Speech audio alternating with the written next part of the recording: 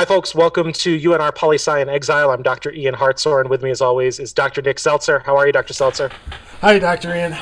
I'm good. I'm good, Good. man. How are So you? we are talking about fall classes, Mm-hmm. and we don't know what the fall is going to hold for us, but we know We there's do going to be some not. classes involved. And you're teaching an interesting one. You're teaching PSC 401P, which is Big Data, Politics, and Society. Tell me a little bit about what that is, as someone who still doesn't know what big data is. Well, that's actually an excellent question, Dr. Hartshorn. Very. We talk about data, data this, data that.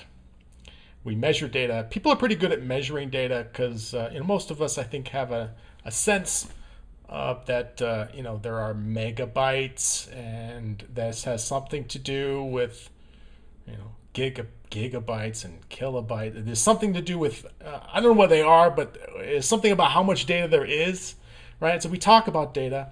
We have data plans, right? We know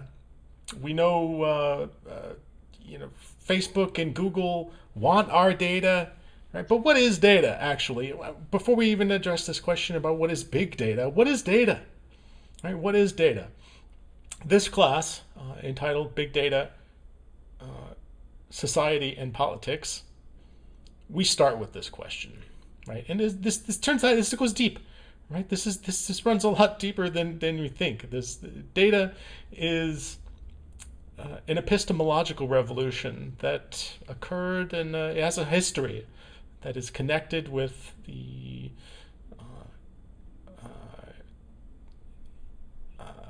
a history of intellectual thought, beginning with very simple questions like, how do we know what we know? Right? What if? How do I know that what I have, what I in my mind, right, is knowledge and not something else like a belief that might even be true, but like what is the distinction between like a belief that happens to be true and something that we know to be true, right? How would we know the difference? How do we discern, right? By what criterion of truth, right, do we use, right? And in a lot of ways, data itself, the notion of making records of events, of observations, and doing so in a way that is repeatable across multiple observers. This is not only a technology in and of itself, but it's a perspective on the nature of things. Right? It's an epistemological perspective on the world. So we'll go through this intellectual history, right? We'll talk about the well, I shouldn't say nuts and bolts when there's such a when bits and bolts is readily available. We will talk about what is a bit, right? And we talk about bits all the time. Do you really know what a bit is?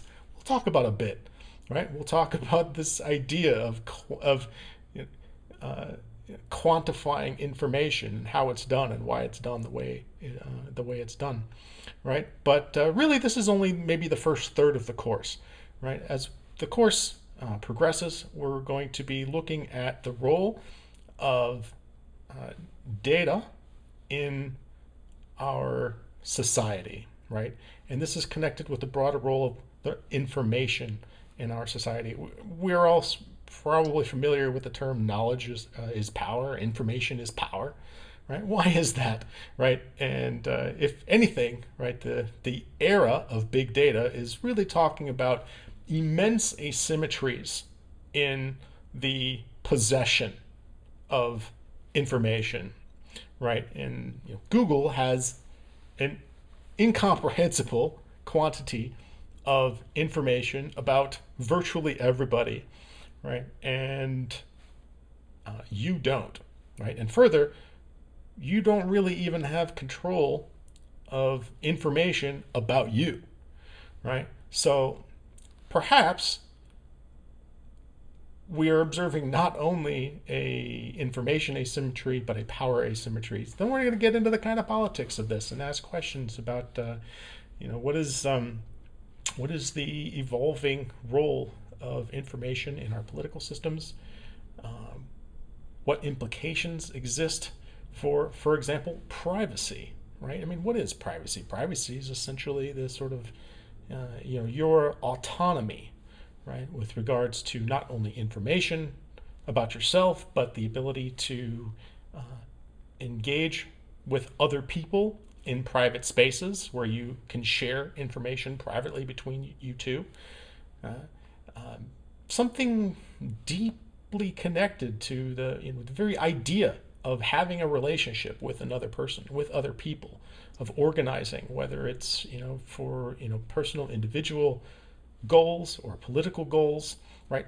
The existence of private spaces may be a prerequisite for things like pluralism, which may be a prerequisite for democracy, right? So we're going to talk about implications of the pervasiveness of big data technologies, which is sometimes a euphemism for surveillance, right? And we'll talk about how this impacts our lives, right? How we make our decisions for ourselves. Have does the penetration of subtle, targeted marketing cues, does this do our ideas being implanted into our head? Is this an underlying question of cognitive security, right? To what extent can I know that my thoughts are in fact my desires, that they do in fact reflect something that emerges from within me, or am I just merely a uh, you know created, established by uh, you know powerful actors wielding information about me in order to manipulate me in to make me a better consumer, a better a more compliant citizen, or what?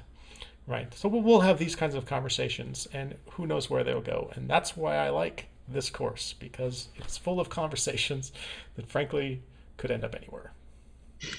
Well, for students who like grappling with thorny issues like that, you should definitely check out Dr. Seltzer's PSC 401p. He's going to be offering that fall 2020. You can find out more about it at the UNR Poli Sci website or by checking out the registrar's page. Thanks so much for telling us about your class, Dr. Seltzer. It sounds great.